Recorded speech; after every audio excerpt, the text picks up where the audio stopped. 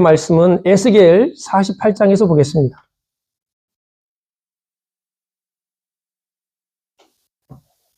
에스겔 48장 30절로 35절까지의 말씀을 한 절씩 교독하겠습니다. 제가 30절 읽겠습니다.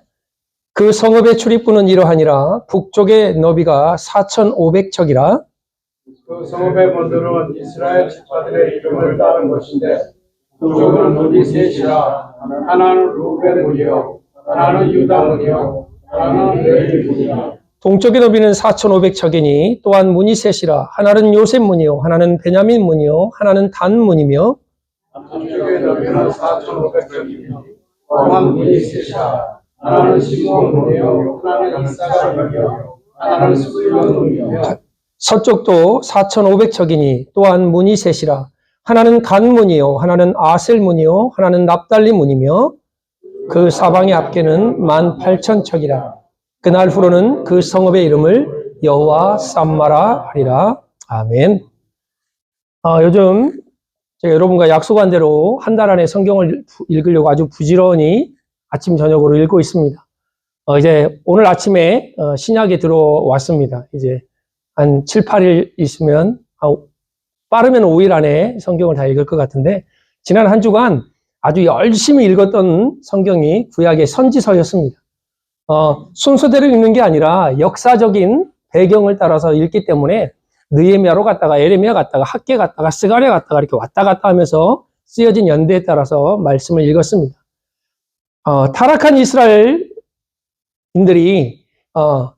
그들의 타락함 때문에, 그들의 범죄함 때문에 하나님께서는 전쟁을 일으키고 그들을 포로로 내모르셨습니다.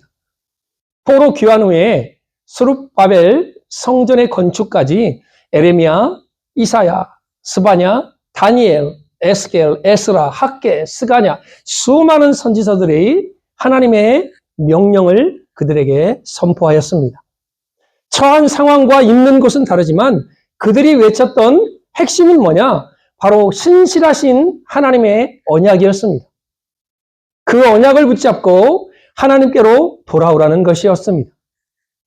가끔 우리가 이스라엘 민족의 역사를 보면 하나님이 이스라엘 민족의 고백대로 그 이스라엘 민족을 떠나신 것 같아요. 그러나 하나님은 결코 단 한 번도 이스라엘 민족을 떠난 적이 없습니다. 그들이 그들의 죄악으로 하나님을 떠났을 때도 거기 계셨고, 전쟁을 통해서 아픔을 겪는 그 자리에도 하나님이 계셨고, 포로로 끌려가는 그 순간에도 바벨론 70년의 역사가 마치고 이스라엘 민족으로 돌아와서 스룹바벨 성전을 짓고 하나님 앞에 다시 예배하는 그 순간에도 하나님은 이스라엘 민족을 떠나지 않으셨습니다. 이게 바로 여호와 삼마의 하나님이십니다. 하나님이 거기에 계시다. 하나님이 여기에 계시다라는 뜻입니다. 모든 선지자들의 바로 신앙의 고백이었고 그들의 신앙의 모습이었습니다. 느헤미야는 민족을 사랑하는 마음, 이스라엘 그 땅이 황폐하게 무너진 그 상황을 보고 그 소식을 듣고 좌절하지 않고 그 위기를 통해서 민족의 역사의 흐름을 바꾸는 사람이 되었습니다. 오늘 우리가 읽었던 본문 에스겔 48장의 주인공인 에스겔도 마찬가지입니다. 포로의 암담한 상황 속에서, 처절한 그들의 상황 속에서 하나님께서 이스라엘 민족을 향한 뚜렷한 계획이 있음을, 미래의 회복이 있음을 에스겔은 선포하였습니다. 에스겔은 이스라엘 민족 가운데, 유대인 포로 가운데 활동했던 선지자였습니다. 바벨론으로 끌려가서 그발 강가에서 참 처참한 인생을, 어려운 인생을 살았던 사람이 에스겔입니다. 그의 소원은 하나님의 성전에서 제사장으로 일하고 싶었던 사람이었습니다. 그러나 끝내 그 소원은 이루지 못했지만 하나님의 대언자로 예루살렘 성이 함락되고 또한 거짓 희망을 전하는 선지자들을 책망하였습니다. 그게 1장부터 24장의 말씀입니다. 그리고 33장부터 48장까지 비록 너희가 망했지만 하나님께서 다시금 이스라엘 민족을 사랑하셔서 그 민족을 회복시키겠다고 하신 말씀이 에스겔 후반부에 나와 있는 말씀입니다. 예루살렘은 열방의 중심이었습니다. 왜 그럴까요? 하나님의 임재가 그곳에 있었기 때문입니다. 하나님의 뜻과 하나님의 목적이 예루살렘을 통하여 이스라엘 민족을 통하여 증거되었습니다. 그러나 이러한 놀라운 특권을 가지고 있던 이스라엘 민족은 이방 민족보다 더 악한 죄를 저질렀습니다. 그래야 에스겔서에 보면 3분의 1은 포로가 되어서 포위된 성 안에서 죽고 3분의 1은 포로로 끌려가고 3분의 1은 남아있지만 더 비참한 상황을 접하게 될 것이라 에스겔 5장에 말씀하고 있습니다. 이스라엘 민족을 사랑하는 하나님의 인내와 사랑은 그 상황에서 죽음 같은 상황에서 그들을 이끌어내어 생명의 자리로 옮기십니다. 그게 바로 에스겔 37장의 말씀입니다. 또 하나 생명수의 강이 흘러넘쳐서 이스라엘 민족의 모든 삶을 하나님께서 회복시키시겠다고 말씀합니다. 그게 바로 에스겔 47장의 말씀입니다. 거기서 끝나는 것이 아니라 장차 새로운 성전이 회복될 것인데 그것은 솔로몬 성전도 아니요 스룹바벨 성전도 아니고 헤롯 성전도 아닌 이 세상의 참빛 대신 자신의 몸을 성전 삼으신 예수 그리스도를 통하여 회복시키시는 성전입니다. 그게 바로 오늘 본문에 등장하는 여호와 삼마라고 말씀하시는 그 성전입니다. 조금 이따가 말씀드리겠지만 이 성전은 성경에 기록되어 있는 성경하고는 전혀 다른 성전입니다. 예루살렘 성전은 단 한 번도 네모 반듯하게 지은 적이 없습니다. 예루살렘 성전은 12지파의 이름대로 지은 적이 없습니다. 이것은 바로 요한계시록에 나와 있는 말씀처럼 요한계시록 22장에 보면 그곳에는 성전이 필요 없다. 왜요? 그 안에 왕이신 하나님이 어린 양 대신 예수 그리스도가 성전 되시기 때문입니다. 오늘 여호와 삼마의 말씀을 가지고 에스겔 37장 그리고 47장, 48장을 가지고 내 영혼을 회복시키시고 내 삶을 회복시키시며 다시금 회복되는 여호와의 영광을 함께 말씀을 통해서 은혜를 나누고자 합니다. 하나님께서 에스겔을 어느 골짜기로 이끌어 가십니다. 그리고 에스겔에게 이런 질문을 하십니다.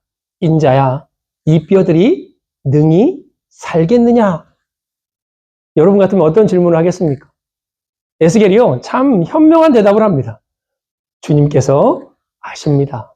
주님만이 아시나이다 라는 고백을 해요. 여러분, 인간은 답을 찾는 존재이지 답을 가지고 있는 존재가 아닙니다. 제가 언제 한번 우스갯소리로 이런 소리 했죠. 문제가 생기면 사람과 사람끼리 아무리 부딪혀도요, 답이 없어요. 왜? 인간은 답이 없기 때문에. 그래서 답이 없는 사람들끼리 모여서 아무리 의논을 해도 답이 없기 때문에 서로 답답한 거예요. 네. 답이 없는 존재가 인간이에요. 그래서 답을 찾으려고 인간에게 가면 서로 바라보며 답답해져요. 그러나 하나님은 답을 가지고 있습니다. 하나님이 가끔 우리에게 질문을 하실 때 몰라서 물으시는 게 아닙니다. 하나님은 우리에게 질문을 던지실 때 우리의 상태를 점검하고 너희가 스스로 답이 없음을 깨닫게 하시기 위해서 우리에게 질문을 던지십니다. 여러분, 마른 뼈가 살겠느냐라고 질문을 하면 여러분 같으면 어떤 대답을 하겠습니까? 성경을 읽었기 때문에 우리는 주님만이 아십니다 이렇게 대답을 하겠지만 마른 뼈, 지금 이 살도 없고 힘줄도 없고 아무것도 없는 뼈만 남아있는 해골만 남아있는 그 골짜기에 이 뼈들이 살겠느냐라고 질문을 던지면 부정적인 대답이 아마 99.9%일 것입니다. 인간의 눈으로 상식으로 이 뼈들이 살겠느냐? 아이, 못 살죠. 당연한 얘기 아닙니까? 어떻게 마른 뼈가 살 수 있습니까? 그런데 에스겔은요, 주님만이 아십니다라는 대답을 합니다. 이 고백이 무슨 고백일까요? 하나님 손에 달려 있습니다. 하나님만이 하실 수 있습니다. 전능하신 하나님이라면 능히 가능합니다라는 고백입니다. 그 마른 뼈에 하나님의 말씀이 선포되어집니다. 마른 뼈들은 들어라! 힘줄이 붙고 내 위에 살을 입히고 살갗으로 덮을지어다. 뼈들이요. 우리 뭐 호러 영화야. 이거는 공포물입니다. 뼈들이 타다다닥 치 해가지고 마른 여기 손바닥에가 붙고 머리가 없는데 해골이 어느샌가 막 돌아오더니 저기서 막 쭉 날아오더니 탁 붙어가지고 깨깨깨깨깨 이렇게 걸어가는 그 모습을 이건 공포 영화라니까요. 꿈에도 나올까 무섭죠. 그런데 환상 중에 에스겔은 그걸 봤단 말입니다. 그리고 거기에 힘줄이 붙고 그 위에 살이 붙고 그 따다다닥 붙는 것도 무서운데 막 힘줄이 보이는 거야. 이렇게 우리 여러분 힘줄이 보이기 시작하고 살이 붙기 시작하고요. 야, 이걸 보면서 하나님 제 신앙의 마른 뼈에도 좀 이렇게 은혜를 주십시오. 하나님 제 재정의 마른 뼈에도 우리 사랑하는 성도의 삶의 가정에도 질병의 마른 뼈에도 관계의 마른 뼈에도 하나님의 말씀이 임하여서 뼈들이 서로 연락하고 심줄이 붙고 살이 돋아서 하나님의 군대가 되어줄 수 있도록 은혜를 더하여 주옵소서. 이런 기도를 제가 했습니다. 말씀을 따라 이 뼈 저 뼈가 맞기 시작합니다. 그리고 그 말씀에 하나님의 생기를 부어 넣으니 살아있는 큰 군대가 되었다라고 우리 주님은 말씀합니다. 에스겔이 살던 시대는요, 역사상 가장 절망스러운 시대입니다. 나라가 망하고 수많은 백성이 포로로 끌려가고 어찌 보면 지금 이 골짜기에 보는 마른 뼈와 같이 그들의 삶의 현 모습, 영적인 현 모습일 수도 있습니다. 우리 모습 아닐까요? 우리 한국 교회의 모습이 아닐까요? 지금 미국 교회의 모습이 아닐까요? 가장 세계에서 선교사를 많이 파송했던 나라 1, 2위가 한국과 미국 아닙니까? 지금 영적으로 대혼란을 겪고 있습니다. 그런 악하디 이 시대에 부끄러움이 없는 이 시대에 영적인 마른 뼈와 같은 이 시대에 하나님의 말씀이 임하면 주의 성령이 임하면 하나님의 큰 군대가 되어질 수 있습니다. 그래서 우리는요, 하나님의 말씀을 사모해야 돼요. 하나님의 말씀을 가까이 해야 돼요. 다른 답이 없습니다. 어떤 대안이 있어요? 제가 교육부를 한국에서 담당할 때는 1, 2, 그때 유행이 뭐였냐면 1, 2, 3, 4, 5, 6 학년들을 나누었습니다. 유치부 나누고 1, 2학년 반이 따로 있고 3, 4학년 반이 따로 있고 5, 6학년 반이 따로 있어요. 왜 그러냐면 이 6학년만 돼도요. 5, 6학년만 돼도 애들이 진짜 전사님, 목사님 왜? 내가 저 어린 것들이랑 어떻게 예배를 같이 드려요? 이래요. 6학년이 10년 전, 15년 전 얘기인데 지금은 더 하겠죠. 얼마나 머리가 영악한지 몰라요. 어느 날 또 전도하면 이제 상품을 주는 달란트를 주고 그러잖아요. 그 전도왕, 많이 전도한 애들한테는 뭐 이렇게 좀 이렇게 또 비싼 걸 줬단 말이죠. 근데 요놈들이요, 얼마나 똑똑한지 몰라요. 다른 교회 오는 다른 애들 다 끌어모아. 오늘 전도 축제에 나갈 때 다 데리고 와, 우리 교회로. 그러면 그 상품을 받고 그 다음 주 되면 하나도 안 보여. 그 다음 주에 갔는데 우리 애들이 안 보여. 봤더니 다른 교회 전도 축제에 간 거야. 이야, 요놈들 봐라. 제가 그걸 없앴어요. 상품 주는 거를. 달란트는 있어도. 그런데 교육 때문에 그렇게 나눴거든요. 근데 애들이요, 점점 영적인 영향력이요, 약해지기 시작해요. 그래서 저희가 뭘로 바꾸냐면 1학년부터 6학년까지 다 통합반으로 만들어버렸어요. 그리고 6학년을 반장으로 세워놨어요. 5, 6학년들을. 선생님, 보조 선생님으로. 얼마나 신나는지 몰라. 출석 지들이 불러. 박덕길, 대답 크게 해라. 막 이렇게 애들이. 왜? 5, 6학년 형들은요, 1, 2학년 형들이 볼 때는요, 어마어마한 대선배야. 선생님보다 더 무서워. 왜? 선생님은 애들을 때리진 않지만 5, 6학년 형들은 바로 직접적으로 뒤로 와. 그러니까 무서운 애들이에요.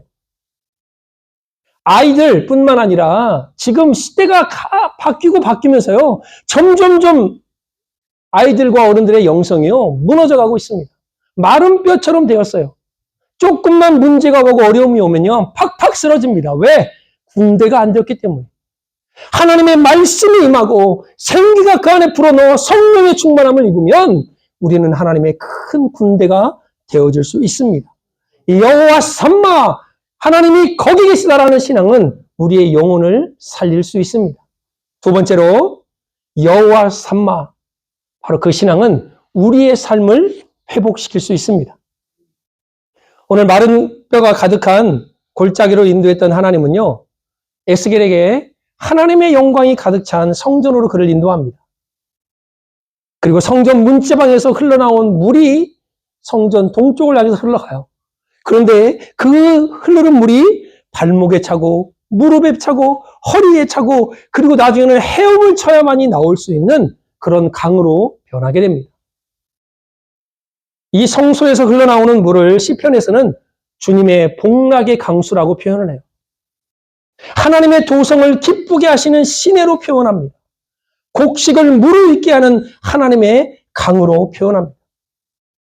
이 물이 흘러가는 곳에 사해가 이 땅에서 이 세계에서 가장 짠 그 사해가 맑은 물이 돼요. 이 성전에서 나오는 흐르는 물이 가는 곳곳마다 생물들이 살아납니다. 고기가 심이 많아지고 바다가 되살아납니다. 여러분, 하나님의 성전이 어떤 곳인가요?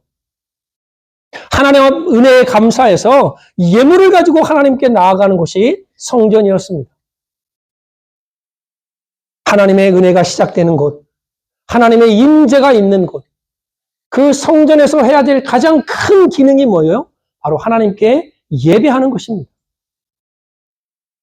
예배는요, 하나님을 하나님됨으로 인정하는 행위입니다. 우리 인간이. 그래서 예배를 실패하는 사람은 삶을 실패하는 거예요.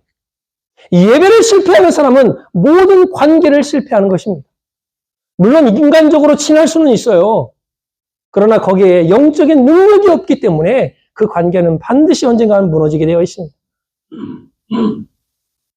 성전의 예배가 회복되어서 그 성전에 흐르는 물이 모든 닿는 곳마다 회복의 은혜를 경험케 했던 것처럼 바로 우리의 삶에 예배가 회복되면, 우리의 교회가 예배가 회복되면, 우리 미국과 한국 교회가 예배가 회복되면 우리가 가는 모든 것이 성전에서 나왔던 그 물처럼 가는 곳곳마다 하나님의 회복의 은혜를 경험하게 될 것입니다. 부으시는 은혜가 뭡니까? 그 물이 가는 곳마다 바닷가에 어부들이 생겨납니다. 물고기 종류가 수없이 많아져. 제가 참 좋아하는 대목이에요. 물고기 종류가 수없이 많아져요. 사막이었던 그곳에 열매 맺는 나무들이 무성해집니다. 그 잎사귀가 시들지 않고 열매가 떨어지지 않는데 그 열매를 가지고 너희의 식량을 삼고 그 나무 잎사귀는요, 약재로 쓰인다고 말을 합니다. 여러분, 얼마나 이 은혜입니까? 하나님의 그 성전에서 나오는 물, 하나님의 예배를 회복함으로 통해서 주시는 하나님의 은혜가 여러분과 내 삶에 미쳐서 여러분이 가는 곳이 회복되어지고 여러분을 만나는 사람이 하나님의 은혜를 발견하고 경험할 수 있다면 이 얼마나 큰 축복의 통로이겠습니까? 여호와 삼마, 그 은혜를 회복하시는 은혜가 있기를 주님으로 축복을 드립니다.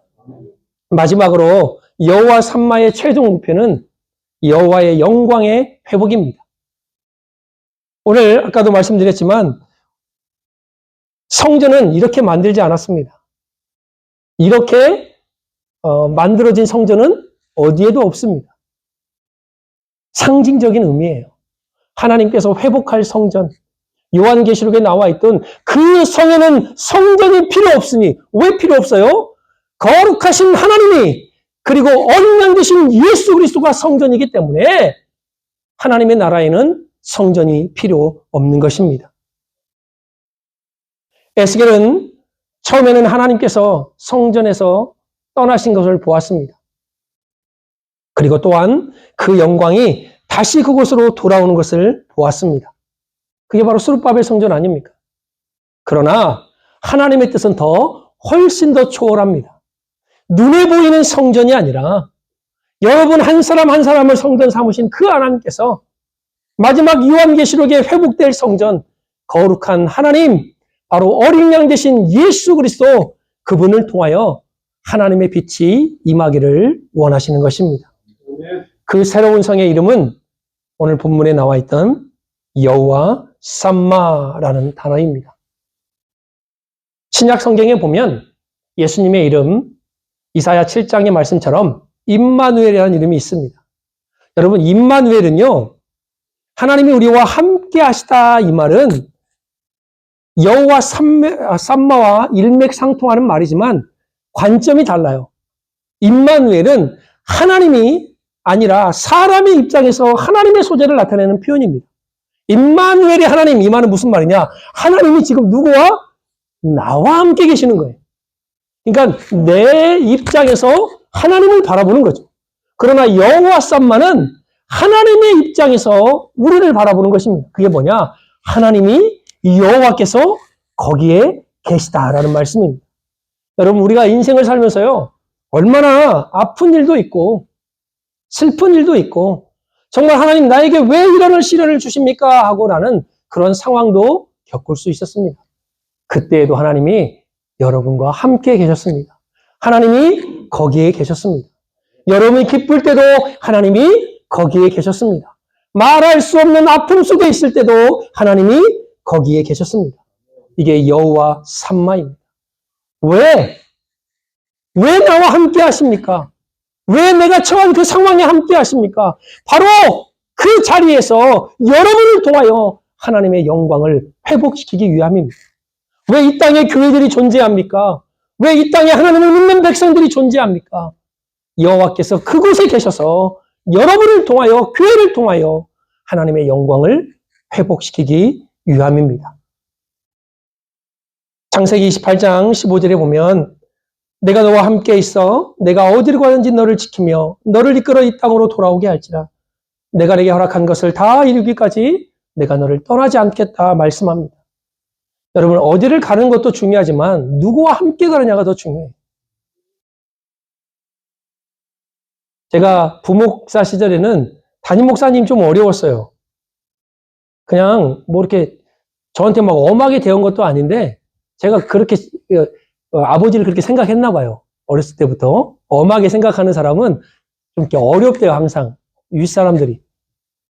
근데 담임 목사님 너무 편하게 대해주셨고 저한테 잘해주셨는데 목사님을 모시고 어디를 가려고 말하면 불편해. 목사님 혼자만 편해. 질문을 얼마나 많이 하시는지 몰라. 그럼 저는 막 운전도 해야 되고 질문도 받아야 되고 그러니까 막 땀이 뻘뻘 나. 야, 그래서 제가 깨달은 게 마음 편한 사람하고 어디를 가야 속이 편하겠구나.